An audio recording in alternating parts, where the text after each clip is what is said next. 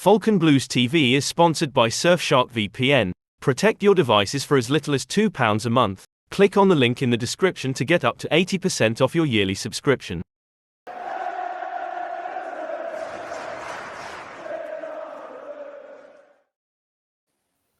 Afternoon and welcome to Falcon Blues TV, and I'm delighted to have Rose with us this afternoon. Everton Rose, how are you? Everything okay? Yeah, I'm good. How are you? Yeah, can't complain. Well, if I did, I'd be having more and more videos about Everton if I was going to complain. But yeah, everything going all right with the channel and everything else yourself? Yeah, it's all good. Can't complain either. Good stuff. So we just thought we'd have a little catch up really, because we haven't spoken to you in ever, I suppose, really. So we'll probably just chat about we've got a couple of transfers coming up. We've got a couple of other things going on with Everton. We've got Villa coming up on Sunday. So I suppose we'll start really. I think we weren't expecting the news on Sunday that we were going to have a Leeds player signing for Everton. We just didn't expect it to be Jack Harrison. What was your thoughts on that? Because that was a pretty wacky day on Sunday, to be honest. Yeah, no, it's all sort of twists and turns, isn't it? Like, it's never easy with an Everton transfer. Like, there has to be late drama. I'm happy with him though. Like, we all thought it was going to be Nonto. It could still be Nonto as well. We're just going to Leeds and raiding them for their wingers. But I'm happy with him, even though he's injured for the next few weeks. I think he brings something different. Pace, ability to cut inside, shoot from the wing. So yeah, I'm happy with it on loan. I think that was the thing. Everyone was going, well, why are we suddenly going after him? Are we not getting Nonto as a result of getting Jack Harrison in? And with Nonto now, it also seems like you're seeing all the news coming out of Leeds that he's been told he's got to train away from the first team and stuff like that. And yeah, no place in the dressing room. So it seems like even if he doesn't come to us, I feel like he'll go somewhere else, because he can't have that for a year. Yeah, he's definitely done. His bridges are burnt with Leeds. But what always baffles me is when they're having to train away from the first team. I mean, obviously that's not going to be with the under-23s and stuff like that. So it's like, well, have they just been given a ball and a wall to go and kick it against? Have they got to bring their own cones? On his own. Yeah, that's it. I mean, I assume the physio is probably just saying, go and do some laps for us, or just go to a circuit training or something like that. I don't think they're actually going to be doing anything tactically with him. So I think that if we were to sign him, I think that goes against us, and that he's not going to be match ready to play. Do you know what I mean? I know we're probably likely to be towards the end of the month where Leeds probably eventually just go, you're right, we'll agree to Everton's 25 million plus add-ons or whatever, rather than the 30 million you're expecting, literally just to get him off the books, because they're going to be paying him. He only signed a new deal in January, I think it was. So it's all a little bit, player power is starting to kick in a little bit more, I think. Yeah, I agree with you. I think the longer it goes on for them, he's also just saying, I'm not playing. I'm not in the right headspace to play. So you got a player that's not training with the first team, not playing any games. They're losing as well. So it's like they should just sell. But maybe on the 31st at like 11 p.m. we'll get him. So. No, this is Everton. It won't be that easy. Even when it's down to 11 o'clock on the last day, it won't be that easy to get him. I think this is definitely one that's going to go to the wire on this one. I think, and I think the ones who like the rumor mill and everything else, I think we just need to just take that all with a pinch of salt. Whatever happens with it, when people start saying, "Oh, well, he's signing, he's due a medical and all this," and I think if you just go, well, actually, no, he's probably not, because of what happened. Because of what was happening on Sunday with Jack Harrison, like Villa was apparently stepping in for him, and that was weeks ago. Yeah. In the end, you know what I mean? It wasn't like it wasn't happening on Sunday. Yeah, which is how it was reported. Like, 1 hour to the next, it was changing. But you think it can't really. How can you say, oh yeah, I'm at Everton for my medical. I'm at Finch Farm. Oh no, now I'm going to drive down the M6 and go to Villa. And yeah, it wasn't how it gets reported. Yeah, but it even sounded like what he was saying, that I think it was Paddy Boyland was saying it on the Athletic, that he was always at Everton. He was never going anywhere near Villa at the time. So again, it's all about rumours and speculation and in the nose. I think they're just trying to make sure that they're first in with some sort of story at times, and it can get a bit frustrating. You can see why people on social media are being like that as well. Oh no, well, you said this and you said that. And it's like, do you have to listen to every single one that tells you what's going on? It's so frustrating, Rose. I mean, I was just watching it unfold on Sunday was a laugh. You know what I mean? It's like, who's paying attention? You know, you're listening to Alan Myers, you're listening to someone else. Fabrizio Romano, I was like, just wait and just wait for the club to announce it. I think more than anything, I think that's what it was.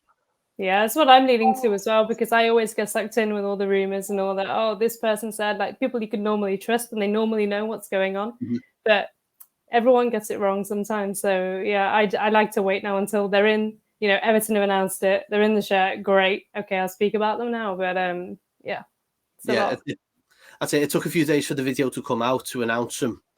And what do you think of him taking Damari Gray's number as well? Oh, I think, to be honest with you, I like Damari Gray. I know he's like a 1 in 5, a 1 in 10 player. Like, he'll score a great goal and then he'll go missing for 5-6 games and then he'll be back again. I have liked him. I think he's scored some really important goals for us over the last couple of years. The one against Arsenal stands out. So, for 1.7 million, I think Damari Gray's done a decent job. We haven't spent very much on him, but I do like Harrison. I do think, not maybe last season, but maybe the season before, and even the lockdown, I remember him during those games. I think it's probably his best form for Leeds, and I think while Gray's been okay, he can take the number. Like, it's not like he's trying to fill someone like Lukaku's boots or someone like that. Like, I think he'll be all right. Do you think he'll stay? Gray? Yeah. No, I think he's 100% off to Fulham. I feel like we're just trying to get Harrison and our replacements in, and then he'll go. And to be honest with you, I still think there's a role for him, because if we want options and we want people from the bench, Gray is someone who can just come on and score from 25 yards. No, he doesn't do it too often, but he can. He's a better option than what we've got, definitely. Yeah, and so I'm just like, well, Harrison's only a loan, Danjuma's only a loan. Is it worth getting rid of Gray entirely for those two? Time will tell. Yeah, I mean, I know Jack Harrison's played a lot of games for Leeds. He's pretty much like 35, 36 games over the last couple of seasons, but he's injured with a hip injury at the moment, and that might take a little bit longer to heal than you think. I mean, I'm probably I'm playing devil's advocate here, definitely, when I'm saying, he might not recover as quickly as we want. It could be 5 weeks and he could break down again. We've seen it all with our defenders and with our physio and with our training. Players can get injured going up the stairs. Getting out of bed. Yeah. Yeah, it's like the house from Home Alone. Anything could happen. It's true. Yeah. Oh, sorry, go on. No, go on. You go on. I was just going to say, it's also getting match ready as well. So obviously he's not on any preseason. He'll be out 5-6 weeks, like you say. It's probably going to take him a couple of months to get back at it. So to be honest with you, if it were me, I'd probably keep Gray. Like, I don't know if we're going to get 10 million or something. It's good, 9 million profit, nearly fair, fine. But I do worry about the injuries. Yeah, I think it's something that maybe we keep him and review it in the January window and see where we are and what situation we're in, really. I completely agree about Gray being that kind of player. I mean, we know what he's capable of. He just doesn't produce it enough. Yeah. But I'll always be grateful for that free kick at Palace. For Calvert-Lewin's goal, you know what I mean? It's and like you say, the goal against Arsenal, the goal against City last season as well. They all add up eventually to say, well, Damari Gray is still a good player. He just needs to be more consistent with it. Yeah, spot on.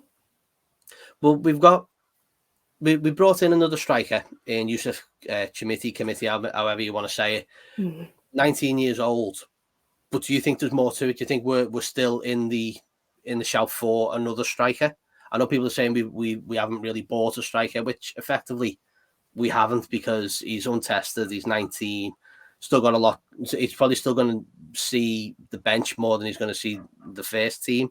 But what are your thoughts? Do you think another striker will come in before the end of the month? I think they have to. I think, I think I'll be shocked if they don't. Yes, isn't it? Yeah. I just, because like you say, like even when Dyche was speaking about him, he's like, oh, you know, he needs time and he's not going to come straight in. He needs to get Premier League fit. He needs to get this. So it's not like Timothy's going to start on Sunday against Villa. So I think we have to. I'm at the point where it's anyone though. Like in the beginning of the window, I was like, yeah, Gyökeres from Coventry, that was good, or this one, that one. At this point, I'm just like, just someone who can score 10 goals, I think will be enough. I don't know who, whether it's Dia or Beto or whoever else we've been linked with, just someone. Like, that's where I'm at.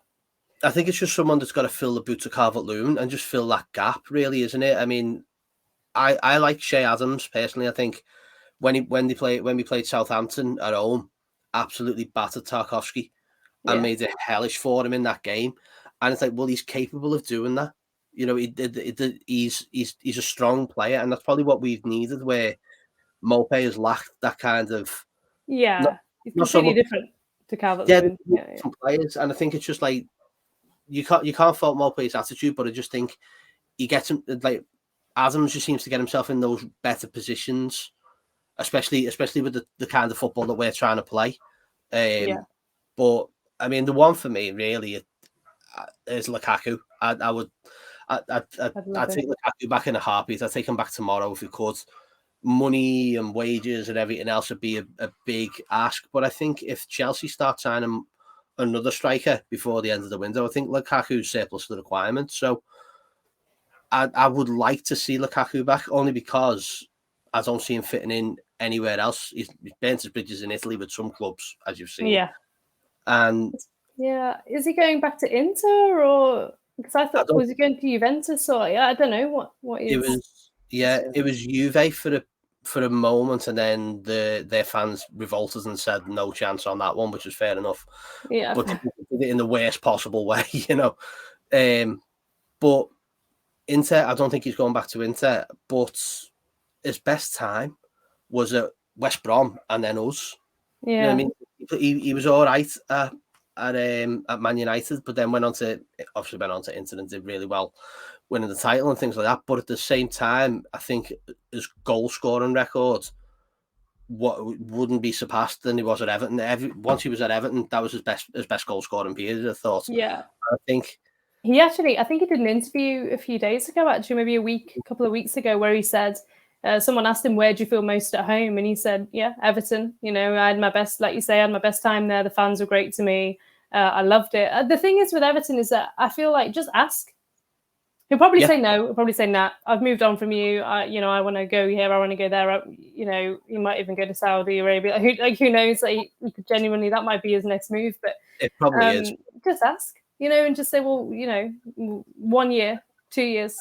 You give us a go, and I'd take him back like that as well. Like you, I think that interview as well. I was reading it and I was like, oh, I had my best time at Everton, while simultaneously trying to get away from Everton at every opportunity when it was at Belgium. So I think with Lukaku, you have to just take him for. Don't ignore everything he says in the media and everything he says in the press, and just think about, well, he scored goals. He scored goals at Everton. He scored goals in the Premier League. And. Yeah, look, I think if you're going to go for a proven goal scorer who's available, it's Lukaku. And I think if Spurs don't go in for him with the money they've received from Harry Kane, then we're probably in a better position than most to offer him a deal at Everton. We just need to find the money. It's true. Well, we've got Villa coming up on Sunday. Both clubs, Everton and Villa, didn't have the best start last week on the opening day of the season. Do you think we'll have a bit of a change of fortune on Sunday, or do you think Villa are going to be like, oh, we just got tonked by Newcastle? It's a difficult one, isn't it? Where, I mean, they've just been hammered away from home. They've got a lot of injuries. So I was speaking to a Villa fan before coming on here, and they've got 9 players out. So Mings has actually done his ACL, so he's out for the season. Buendia as well has done his ACL and is out. So those two are, long-term injuries. But they've got players like Ramsey out and Dendoncker, the guy who used to play for Wolves. So they're injury hit. A lot of their first team players are out. I think Luka Dean's been linked with a move to Saudi Arabia as well in the last couple of days. So he probably won't play. I'll be surprised if he does.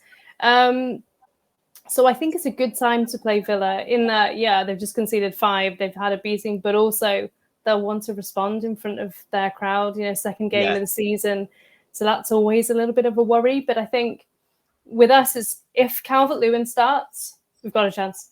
Yeah. If you see Maupay again up front, you're like, oh, are we going to take our chances?